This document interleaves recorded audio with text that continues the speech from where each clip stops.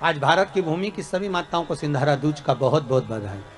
माता पार्वती, माँ जगत जननी आपके सुहाग को अखंड सौभाग्यवती बनाए, यही भगवान से प्रार्थना। श्रावण के महीने में क्यों हिंदू धर्म में सिंधारा दूज मनाई जाती है, किस लिए?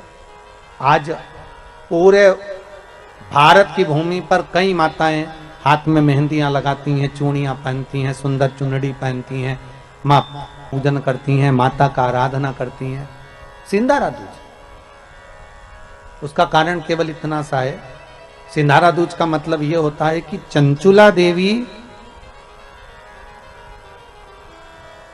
जब 14 दिन तक शंकर और पार्वती अपने गुफा में से बाहर नहीं निकले शिव महापुराण के यजमान बनने के लिए, तब माता चंचुला देवी ने हाथ जोड़कर मां जगतजननी जगदम्बा को सुंदर वस्त्र, सुंदर चूड़ियां, सुंदर आभूषण माता के चरणों में ले जाकर समर्पित करे थे और कहा, मां इन चूड़ियों को जो मैं दे रही हूं, ये लाल चूड़ी, ये लाल श्रृंगार, ये लाल वस्त्र, जो लाल चूनर जो मैं प्रदान कर रही हूं, मां बस ऐसी कृपा कर दे कि तू इन चूनर को धारण करे और मेरा भी सौभाग्य, मेरा भी सुहाग अमर कर दे, बस इतनी कृपा मेरे ऊपर कर दे। वो सिंधारा दूज का महत्व है। आज भारत की भूमि की सभी माताओं को सिंधारा दूज का बहुत बहुत बधाई। माता पार्वती, मां जगत जननी आपके सुहाग को अखंड सौभाग्यवती बनाए, यही भगवान से प्रार्थना। सती में और पार्वती में एक अंतर भारी है। सती मां धनवान है और पार्वती मैया गुणवान है। इसलिए पूरी दुनिया में जितने भी व्रत हैं, पूरी भारत की भूमि पर जितने व्रत होते हैं, कोई व्रत लक्ष्मी जी का नहीं है, भारत की भूमि पर कोई व्रत सरस्वती मैया का नहीं है, भारत की भूमि पर कोई व्रत इंद्राणी का नहीं है, भारत की भूमि पर कोई व्रत किसी देवी का नहीं है। जितना भारत की भूमि पर एक व्रत भारी है वो है माता पार्वती जी का। तीज का व्रत करोगे तो पार्वती जी का है, चतुर्थी का व्रत करोगे तो पार्वती जी का है, छठ का व्रत करोगे तो पार्वती जी का है। आप जितने व्रत देवी जी का करोगे नवरात्र में तो पार्वती जी का है। भारत की भूमि पर जितने व्रत हुए नारियों के, छोटी तीज, बड़ी तीज, हरतालिका तीज, करवा चौथ, जितने चतुर्थी के व्रत, जितने तीज के व्रत, जितने छठ के व्रत, जितने भारत की भूमि पर हुए, ये सब माता पार्वती जी के हैं। पार्वती के क्यों हैं?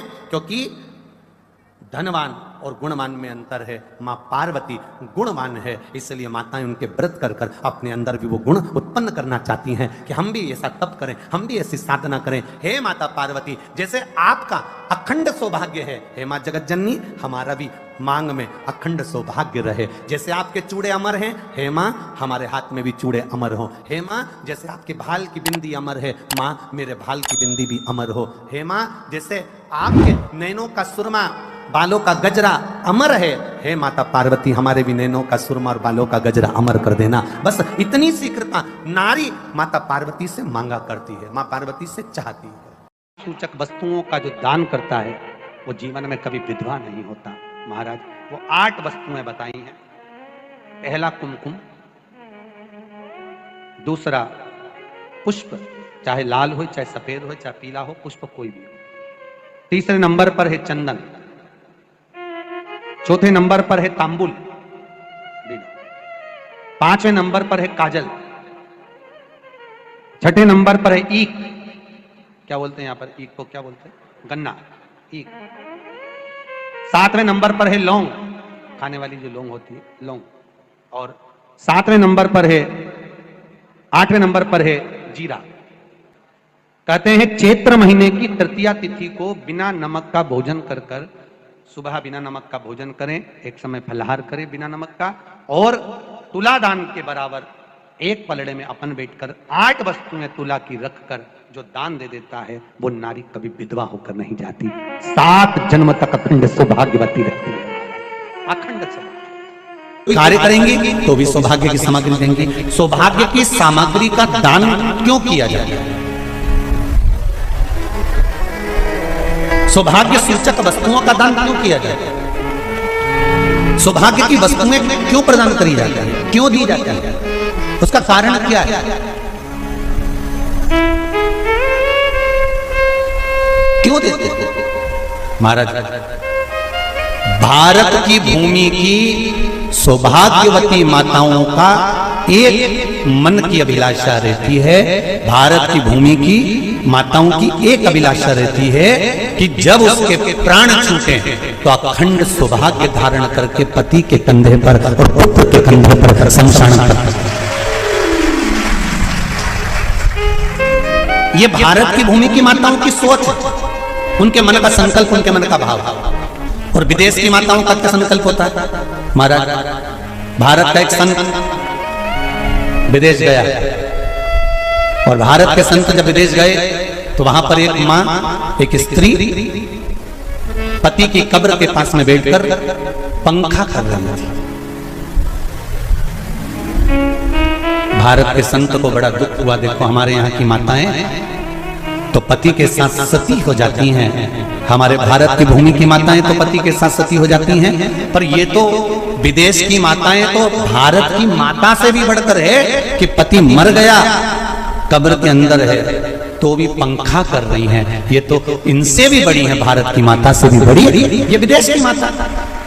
तो भारत के संत से रहा नहीं गया और भारत के संत ने जाकर पूछ लिया विदेश की माता से, माँ जी एक बात बताओ, हमारे यहाँ पति के साथ पत्नी सती हो जाती है, वो प्रथम गिनती में आती है, पर तुम तो उससे भी बड़ी हो कि पति मर गया उसके बाद भी उसकी कब्र को पंखा कर रही हो। इतने में विदेश की माता ने कहा, मैं पति को पंखा नहीं कर रही, हमारे यहाँ नियम है जब तक पति की कब्र नहीं सूख जाए हम दूसरी शादी नहीं कर सकते, इसलिए पंखे से सुखा रहा,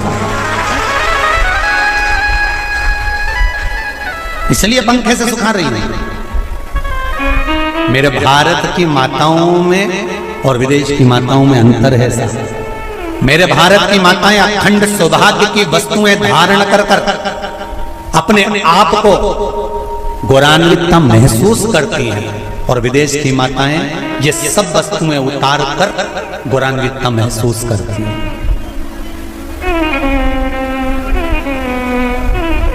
क्यों देते हैं चूड़ी का दान, क्यों देते हैं बिंदी का दान, क्यों देते हैं अखंड सौभाग्य का दान?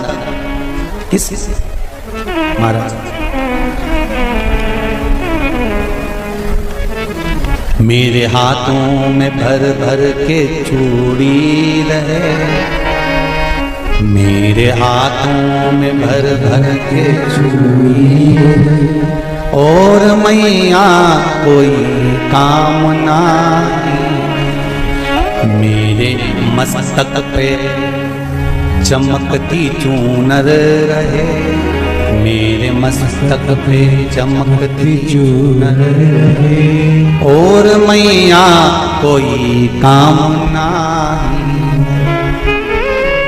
मेरी मांगों में भर भर के सिंदूर रहे, मेरी मांगों में भर भर के सिंदूर रहे और मैया कोई